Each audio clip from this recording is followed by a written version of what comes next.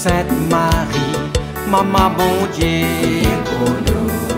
Saint-Michel, tout bon sens bon Dieu, pour nous. Saint-Jean-Baptiste et Saint-José. Bonjour tous mes frères, mes sœurs, mauriciens, mauriciennes d'ici et d'ailleurs. Merci de venir rejoindre nous dans le programme Un Saint chaque jour.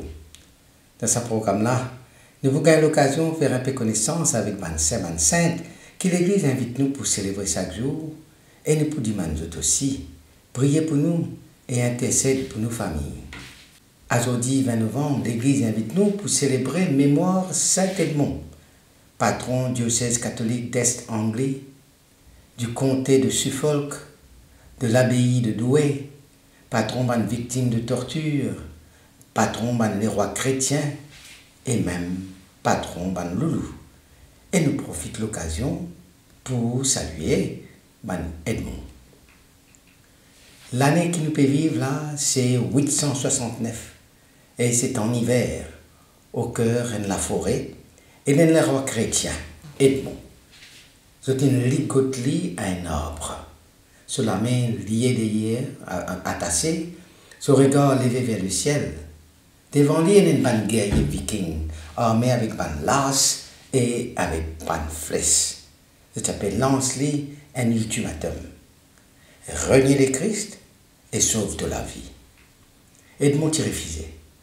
Sur la foi ferme et paisible, t'y raisonnait comme une prière. Mon pas pour trahir mon Seigneur. Alors, je commence au supplice. Pas de flèche là commence à tomber, comme dire, la pluie l'eau. Je transperce sur les corps, jusqu'à ce qui sur les corps ressemble à une porc-épine vivant. Enfin, je prononce la sentence, décapite Edmond. Sur la tête, je prends je jette dans la forêt et je disparais. Et la tête là aussi disparaît dans l'ombre parmi les arbres. Ce ban fidèle, c'est bien sacré. Et je te peux rôder jour et nuit, mais rien. Jusqu'à ce qu'il y ait un prodige bouleversant arrivé. Un soir, un loulou y arrivait, il surgit dans le silence. Et il tenait entre la patte la tête du roi Edmond. Il a pu veiller la tête là, avec douceur, presque humaine. Il n'est pas un prédateur, mais un gardien. Ce loulou-là, envoyé par Dieu selon la tradition, qui protège la relique sacrée jusqu'à ce que les chrétiens soient capables d'honorer. Alors, finit la légende de Saint Edmond, martyr intrépide, défenseur des faibles et des opprimés. Ce dit son verset finit une semence de foi, ce nom, un cri d'espérance au cœur des ténèbres. Vers 841, Edmond finit probablement en Norbury et les rois d'Est-Anglie à l'âge de 14 ans, le jour de Noël 855. Il règne sur un royaume anglo-saxon en proie avec une invasion viking d'une société féodale, une société de seigneurs. Quand la force militaire est souvent la seule loi, Edmond est distingué par ce sens de justice, par sa piété, par son humilité. Il tire refuge par une flatterie. Il tire de temps en temps, enfin pas de temps en temps, mais de toujours pour aller prier. Il tient apprendre par cœur le psautier. Le psautier, c'est sa livre de psaumes qui contenait 150 psaumes. Et il finit à prendre un psaume là par cœur qu'il tire réciter chaque jour. Edmond, il est jeune, mais il est pieux. Et il est confronté à une menace terrible, une grande menace. Par exemple, c'est dans la grande armée viking là, menée par Ivar le Dissocié et Ubbe Ragnarsson, des leaders vikings féroces. En 869, les Danois ont envahi ce royaume. Les réfugiés soumettent ce peuple à une exigence païenne et pour cela ils choisirent pour les licencier ce troupe sur l'armée pour les capables d'éviter un massacre inutile. Alors ils capturent et forcent pour régner sur la foi et pour soumettre à l'autorité païenne. Mais Edmond refusait. Ce martyr était atroce. Il a battu, fouetté, attaché à un arbre, transpercé par une flèche, enfin décapité. Les mots en invoquant le nom de Jésus. Il préfère la fidélité à Dieu plutôt qu'ils vivent la vie terrestre dans l'infidélité. Ce sacrifice fait de lui un modèle de courage chrétien, un roi qui choisit la croix plutôt que la couronne. Tournant décisif de la vie, ce n'est pas une conversion au sens classique, mais un choix radical de fidélité. Face à la menace viking, il est capable de négocier, il est capable de sauver aller, il est capable de soumettre. Mais il choisit pour être fidèle à la foi, même au prix de sa vie. Ce choix-là fait de lui un martyr, un témoin de la foi chrétienne dans l'époque de ténèbres. Miracle qui attribué à Edmond et qui est assez bouleversant, qui fait comme si façonne la légende du peuple anglo-saxon. C'est qui, quand nous racontait après cette décapitation, pas qu'il n'y ait aucune trace sur les corps. Alors, un viking qui prend sur les corps, qui prend sur la tête, qui jette dans la forêt noire. Ce ban fidèle qui nous rôdait, bouleversé, jour et nuit. Finalement, rôdé pour être capable de donner une sépulture et mettre dans un tombe digne d'un roi. Mais la forêt est grande. Et la nuit, est tombée, de ban réussi. Et finalement, un jour, un signe mystérieux manifesté. Ban fidèle, c'est comment dire, un ban la voix, comment dire, un ange qui t'a pu murmurer. Ici, ici. C'était comme un écho qui sortit du ciel. Alors, guidé par cet appel-là, ban chrétien qui découvert une scène saisissante. Et comme on me disait, un loulou majestueux qui t'a pu veiller dans la tête du roi martyr.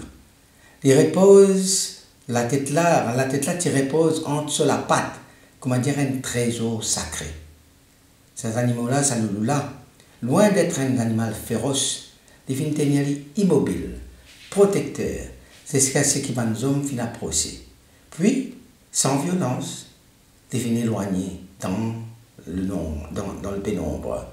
Et ils finissent laisser derrière lui un témoignage bouleversant de la providence divine. Ce miracle est interprété comme un signe éclatant de la sainteté d'Edmond. Même la nature les fait gardienne des justes. Depuis ce jour-là, le loulou finit comme un symbole puissant de la fidélité et de la protection de Dieu.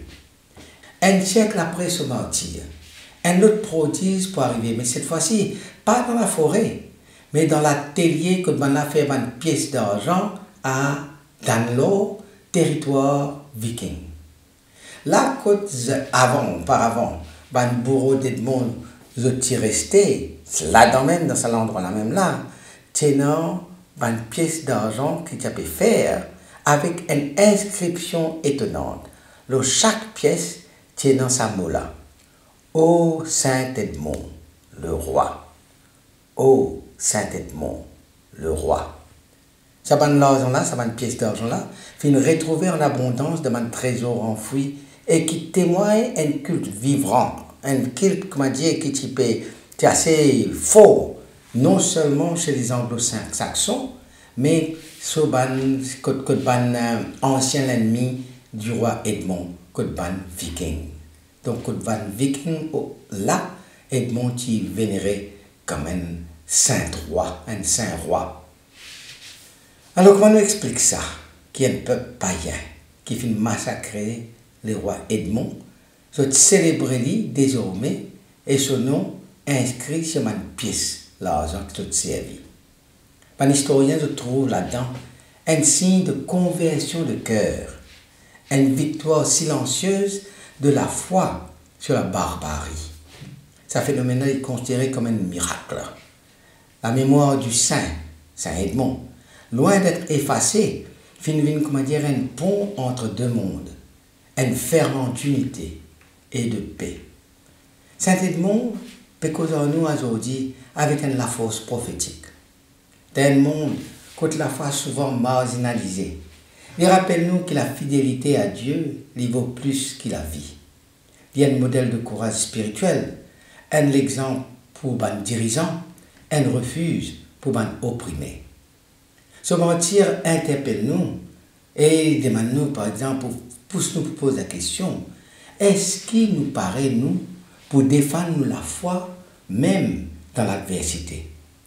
Ce refus pour céder à la violence ou à la compromission, c'est un appel à l'intégrité, à la paix, à la sainteté dans l'action politique et sociale.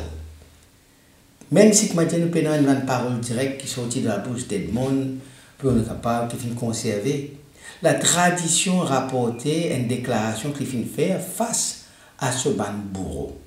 Il dit aux autres, vous venez vers moi, vous la main encore rouge, tassée, avec 10 ans mon sujet. Alors c'est la mort que je méritais. Mais moi, je préfère imite la clémence, imite la miséricorde de mon Seigneur Dieu.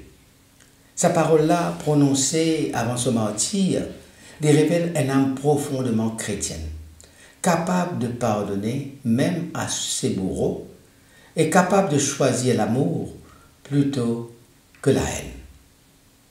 Alors, à nous prier. Saint Edmond, roi fidèle et martyr, toi qui préfères la croix à la couronne, apprends-nous pour choisir Dieu avant tout. Dans une tempête, nous l'étends. Viens nous guide, viens nous protecteur, viens nous intercesseur. Toi qui pardonnes à tout le bourreau, donne-nous la force pour condamner nous l'ennemi, pour défendre la vérité avec courage, pour vivre nous la foi sans compromis. Par ton intercession, obtiens-nous la paix, la fidélité et la force pour que, comme à toi, nous capables de dire, moi la foi, lui vaut plus que la vie. Amen. Qui bon Dieu bénisse eux et toujours proche. Qui sur l'esprit habite toujours dans eux. Qui les protège eux partout et toujours. Au nom du Père et du Fils et du Saint-Esprit. Amen. Et à demain. Saint-André et Saint Matthieu, priez pour nous. Saint Jean, Saint Marc et Saint Luc, priez pour nous, priez pour nous, priez pour nous. Sainte Marie-Madeleine et Saint Étienne, Priez pour nous, Saint Ignace et Saint Laurent, priez pour nous. Sainte Perpétue.